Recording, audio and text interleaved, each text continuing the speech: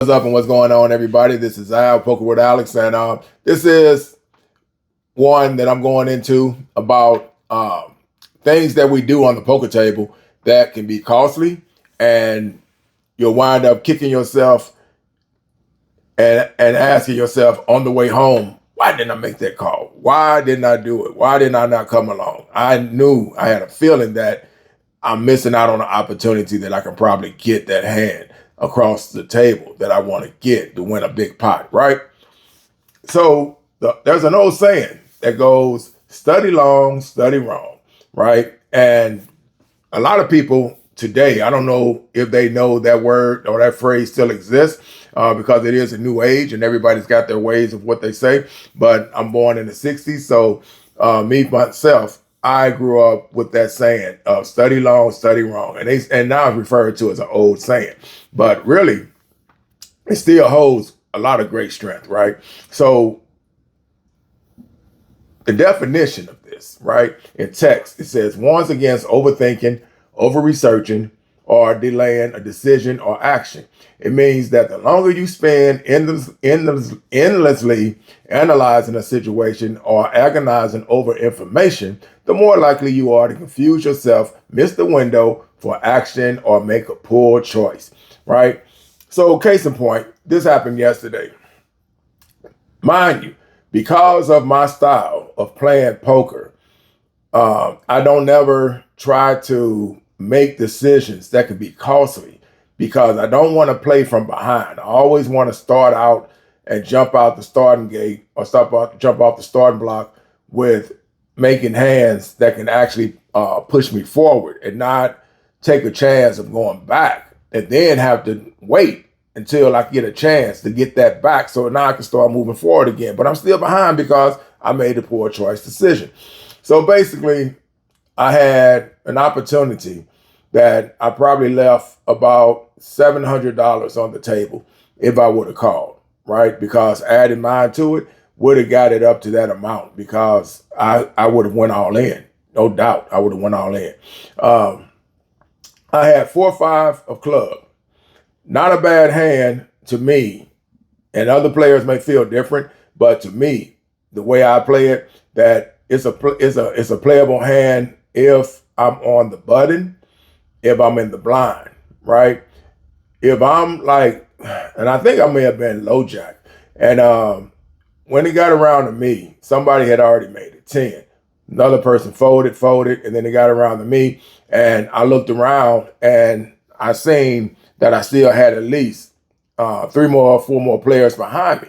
So a lot of times players trap. So in my mind, I'm thinking, okay, I know it's $10, easy. If I'm on the button, if I'm in the blind, of course, I'm probably going to come along with this. I got 300s in front of me. So that $10 isn't going to make or break me. But because I did not say, or to myself, I should have just said, you know what, I'll go 10, right? It's easy to say now what you should have done because you saw the result if you would have went with that and left and just put it out there. So if I were to put the 10 out there, and if somebody raised, right, depending on what they raise, if we put out 10, here's 10, now it's 20 out there. If somebody decides to go over the top and make it 50, make it 60, or make it 70, which can happen, then we're being trapped, right? So in my mind, I'm thinking this could be what the result is going to be. So I went ahead and just folded because I wasn't hitting anything. Like I said, I've been card dead. I've been on a downswing. So I'm trying to make sure that if I'm going to get my status back up, then I'm going to need aces. I'm going to need kings. I'm going to need strong hands to make me feel comfortable because I'm not going in the direction that I want to go right now. So basically I folded, right?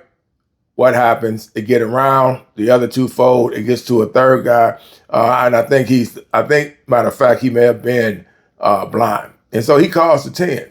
Didn't do anything, he just calls the 10. Told you I had 4-5. I'm suited.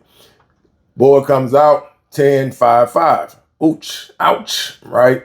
So I'm looking, I'm not giving any facial expression, right? I'm just sitting there looking at it, and they check. Turn card comes out, and I think it's like a king or something like that. So now they're betting. So they start betting, and they put about $50, maybe $60 out there at first, and then the river card comes out, and it's another fives, right? So now I'm sitting here and I'm just looking, and y'all know that feeling you get in your gut, like you just can't believe it. You're talking to yourself, and you're like, I can't believe this. This is the type of day I'm having. And so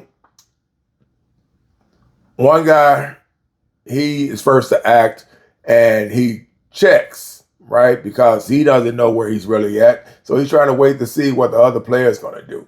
And just like that, the other player said all in. He shoved all his chips in, shoved about $200 and some in value. Mind you, I still had, 300, maybe 200 and some, close to 3 in front of me. And I don't know if that would have happened if I'm in the hand with them, because, that kind of makes it who really has it between 3 players. So he may not have done that, but because it was heads up, he shoved. The other player, he thought about it, tanked on it for a minute, and then he just said, you know what? Screw it. It wasn't going to make or break him, because he still was going to have chips in front of him. So he just said, I'm going to call. So he called her all in, and he wound up winning with 5 full of queens, right? He had 5s with a queen. So they gave him the boat on that situation. Now I'm sitting over here. I done folded that 4 or 5, and I'm like, look at all that money you just left on the table. Study long, study wrong, right? Study long, study wrong. Because I could have just made that call. It's simple, because I don't see that board hitting, but because it did, now it makes you think and say, you know what? Learn from it. No matter how long you've been playing this game, there's always going to be a story. As a poker player, we're always going to have a story. All right, so it says the phrase is typically applied to in 3 main ways: decision-making, analysis, paralysis. When faced with a choice, spending too much time weighing every possible outcome usually leads to confusion or anxiety. Yep, that is exactly what I am going through and what I'm facing. I am facing a lot of confusion, and I am facing anxiety now in my decision making. I went back last night. Because I was trying to shake it off because of that hand taking place the way it did.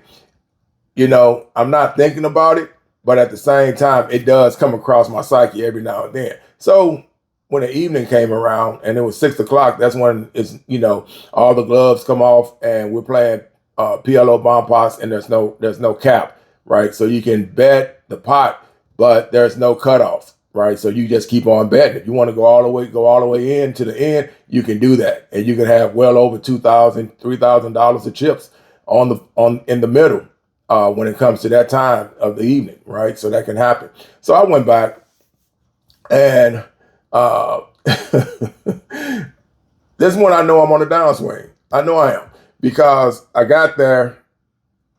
Well, I'll take that back. Let me rewind a little bit, because another situation took place where I had an ace-jack. Everybody knows pretty much in the poker lane that ace-jack is playable, but it depends on where you're at, right?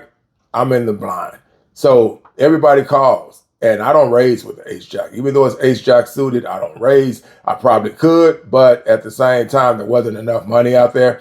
And like I say, players are tricky, right? Players will set you up. They make traps, and they come along with the low side of it, and they will not raise because they're trying to make money. That's what they're trying to make. So anyway, I had ace-jack. Everybody just limped in, and when it got around to me, I just checked. And sure enough, a jack, a king, and something else hit the board. So I got my jack, right, with an ace kicker. We got players in, and since I want to say, how do we put this? Was I first act? I think I was. I made it 30. Either they checked, and when it got around to me, I made it. Yeah, I had to be, because they folded. So if I'm the blind, it's going to put the button by me. So basically, I'm first to act, and I want to see where I'm at. So, a lot of times people don't hit their flops. And when you do, you have to shoot and see where you're at. So I put out 30. I just put out 30, because if I felt that if I put out 30 and I get the calls, then that let me know, hey, somebody either got the king or they could have pocket aces. I don't know where they're at. Like I said, it's a trap game. So when that 30 came out, that let me know that, okay, 2 people called. That let me know that we might have a problem. So the turn card comes and it's a dud. Of course, I'm going to check because they called my 30 with a king sitting out there, and somebody could have pocket aces, or somebody could have somebody could have ace king. So I check, next guy check, my wife, she's in it, and she bets the 30. So now she came back and she fired another 30. So once she did that, I said, okay, there's the king, or she could have a set. I don't know what she really has, but I know what type of player she is, that she is solid. And so I go ahead and I fold. Other guy calls a 30. Turn card comes out. No, river card comes out. And guess what? It's a jack, right? So it's another jack that hits the table, hits the board. They check it down because that third jack came out. They don't check it down. No, he checked. I'm sorry. He checked and she betted again. She fired again. And when she did that, he folded. So I said, babe, I would have got you. I would have got you. She didn't catch on to what I was saying. She said, well, how you gonna get me? I got an ace king. She didn't see that third jack even hit the board, right? She was focused on her king, and she didn't even pay attention that the jack was out there. And people do that. Sometimes they lose focus and they see what they see. And she was like, how? I had ace king. And then I said, well, I had a jack. And she said, well, I still had ace king. That let me know she didn't even see the jack. So I'm glad that she got blessed to be the winner of that. If not me, then she got it. So I'm kind of cool with that. It didn't bother me too much. But that is the type of game that I was having. $30. I made it 30. I get called. Only reason that I don't make another move is mainly because I know my wife is a solid player, right? If it would have been between me and that other person that would have called my 30, I would have kept shooting because I know he plays with a wide range and I just don't put him on that king. I don't put him anywhere around that, right? So I felt that she had it. But that was, a situation that I felt that if I'm going to start it, then I might as well finish it, right? I got a jack. I got an ace kicker. What's to say that an ace doesn't come on a turn? What's on a river? What's to say that another jack, which it did, doesn't come on the river? That would have been a scoop for me. But that is the type of day that I was having. So it is what it is. It goes like that when we are in a funk and we're trying to dig ourselves out of that hole. It's hard sometimes, and it will mess with your psyche. So it will cause you to study long, study wrong, have the anxiety, have the drain that goes along with it, because it can mentally drain you, because that is what you're playing with. Some players don't play thinking. Some players just go. They see their hand and they just, let's go. Let's gamble. Let's do it. And they're not thinking about it, right? They're not going to study the board. They're not going to try to figure out what they think you may have. They're not going to deep think it. They're just going to say, I got part of it. Here you go. And throw it out there. And then if they lose, they say, okay, good hand. I didn't think you had that, right? The problem is they probably didn't think at all. They're just gamblers. Like I said, they do that. So anyway, that caused that situation. Now, going back to the other one, like I said, I went back and I sat down and I'm in seat 4. Same old same. I'm stuck with a deuce. I'm stuck with a 3. No matter what, we've all been there as poker players. No matter where you sit, no matter where you move, you go to another table, that deuce and that 3 will follow you. And you will continually get that hand, no matter what. King 3, 10-3, ace 4, queen deuce, and you cannot shake it. No matter how much you try to shake it off, it will not leave. It's there, and you're stuck with it. So this is the downswing. So anyway, I'm sitting in seat 4, and there was a person sitting in seat 1, and I mean, he was catching everything, right? he made a comment and said, okay, I'm going to get out of here at the top of the hour. It's going on 10 o'clock. He said, I got to go. Lady going to be mad at me if I stay too much longer. You know, he's making a yada, yada, yada. He's trying to exit his way out the building. So, you know, we're not thinking about it. Myself, I'm thinking I want that seat because I'm not doing anything. So I said, let me get a seat change. They gave me a seat change button. I'm sitting there and I'm waiting on him. He leaves. I sit in seat 1. Kid you not. I sit in seat 1, and all this I'm witnessing he was doing in an hour time. Of all these hands he was catching, on fire. I sit in that seat, and guess where it finds me? There goes the deuce. Here comes the 3. Here comes the 4 again. My best pair was a pair of 8s. And do you know, I dodged a bullet. I had a pair of 8s, and the flop, I kid you not, 10, queen, king. I had 4 people in that hand with me when I raised $15 with my pair of 8s, trying to shake people out, you know, and bring the table down, bring the table size down a little bit of who's going to come in. And I had 4 other players that called me. We all checked. It got to the river, and I'm thinking, okay, you better do something, because if you don't, somebody's gonna bet. So I was first to act, and I said 25. I just threw it out there. Just to see what was going to happen because of the way the way I'm running. So everybody folded. I turned over my 8s just out of fun, and then another guy turned over a pair of 5s. We both started laughing. But when I got in seat 1, everything that I witnessed this guy doing, right? Once I sat down, the deuce found me again. The 3 was still there. A guy came in and sat in my seat in table 4, seat 4, and ran it up well over 12 to 1500, right? And I'm talking about, he was catching aces, he was catching kings. He would, when we did the bomb pots, he scooped the whole bomb pot.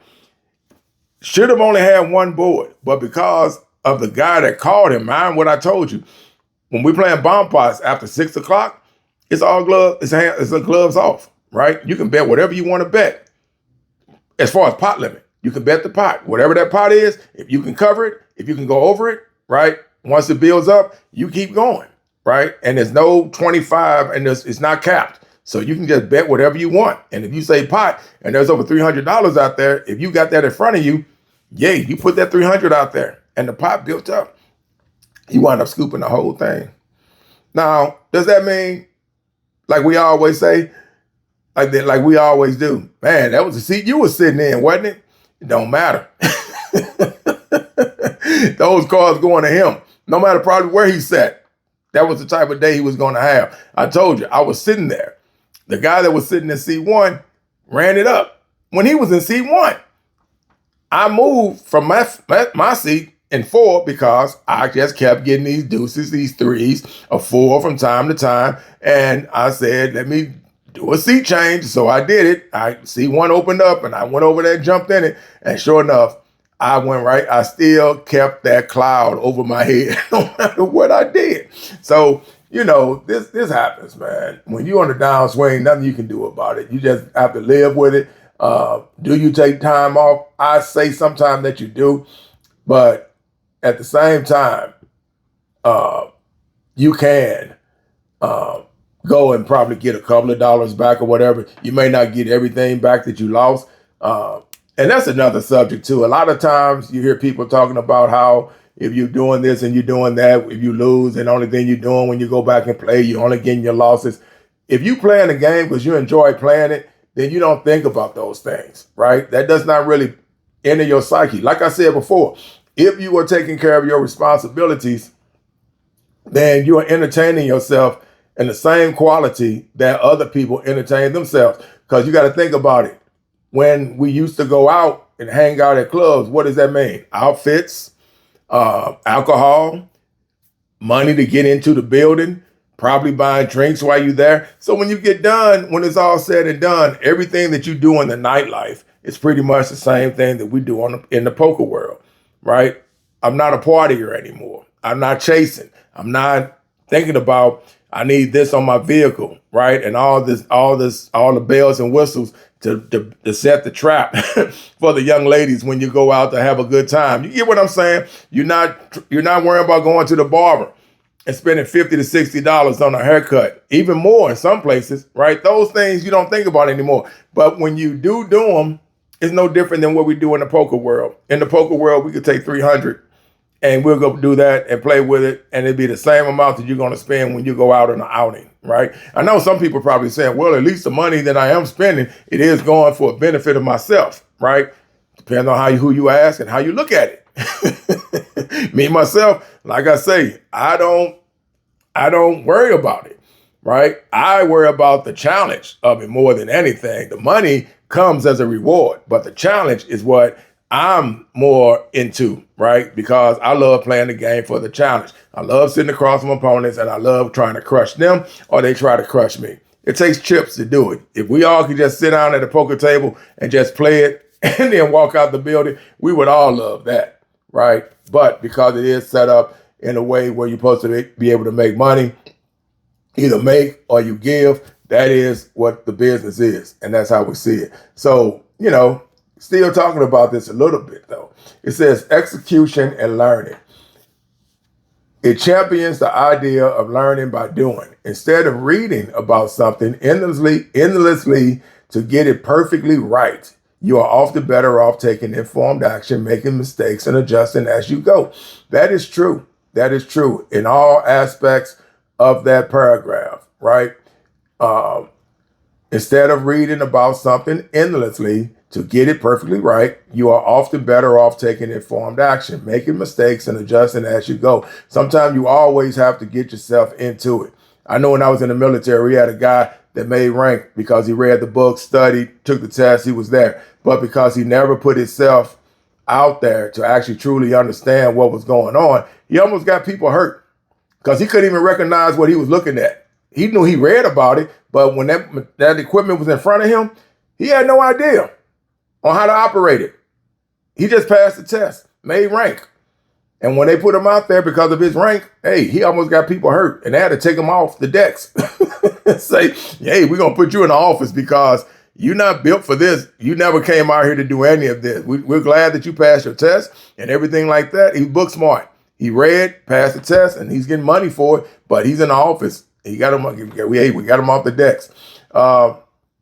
It says productivity and focus. When preparing for a task or exam, that's something else, but I'm going to read it anyway. Long drawn out study sessions can lead to diminishing returns, fatigue, and burnout. It advocates for studying smarter rather than just putting in more hours. In short, it is a reminder that action and practical experiences are often more valuable than endless planning and theory, right? So you can go to a poker room and you can plan how you want the outcome to be. But a lot of times, like somebody said, once them cards hit the table, they speak for themselves, right? And sometimes when you play this game so long, you almost try to create a theory, a science. You try to play it like it's supposed to be played. And a lot of times that does not work in your favor, right? Because everybody ain't not on the table thinking the same way as you, right? And you could be the one that's the problem to yourself, because you are missing out on opportunity of being able to be successful on the poker table because you are studying long and studying wrong, right? And it's messing with your psyche. And when when you first started out in this and you had no clue what you were doing, just like I do, if you had a pair in your hand and let's say you had pocket pair of queens, I did that. I remember that this guy was in front of me and he just kept firing. There was an ace out there. I had pocket queens and he just kept firing. And I was just calling him.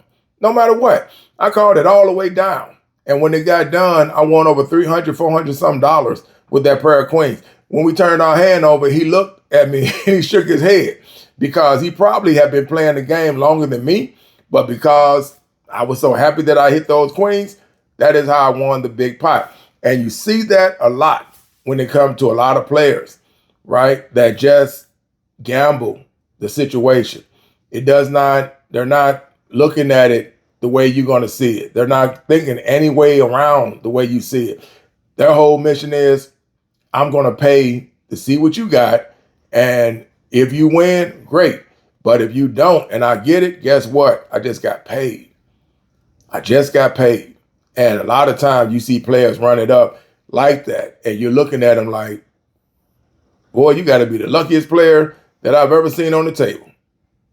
And a lot of times it's just, I don't know, it's like they just have the it, right? And I think sometimes they just don't think about it. There's no studying. There's no book logic to it. They just come in and have a good time with it. And if they think their hand is good, I've seen somebody take a pair of threes and call down everything. Like I told you, them pair of eights I had, even though everybody checked when they got around to me, that I went to one of my old school ways of playing. If nobody's going to bet, well, the hell with it. I'll bet. And I shot, and everybody folded. And my eights got past everything that was on that board. That whole flop beat my eights. Everything was higher than my eights. But everybody just checked. So I just said, screw it. And that was like a memory of how I used to play the game back in the days, right? Where I just did it. And now I think because we have the poker houses where we're at right now, and I have, I'm capable of getting there on a regular basis, daily, no matter how. The doors open at 9 o'clock. They're probably open right now because they were playing PLO last night, and sometimes PLOs do carry over to the next day, but they're not going to say anything. The doors are still open, but nobody's going to be up there. So now that I have that type of opening to me that is catering to my situation, I can always get there after 9 o'clock, no matter what. I leave, come back home, get something to eat. Guess what? I can turn right back around and go right back up there. So now that I have that capability, I think that's where the problem is now, because now I'm trying to play the game on a level of experience, like a true professional on a poker table. I'm trying to go that route, and it could be backfiring for me where I might have to take my foot off the gas. I'm taking my foot off that brake, right? And just go back to being how I am on the poker table. So sometimes, so again, study long, study wrong, and it can be costly in the game of poker. Such is life. With that said, I'm out. Y'all be cool. Again, thanks for the likes. Thanks for the subscribes.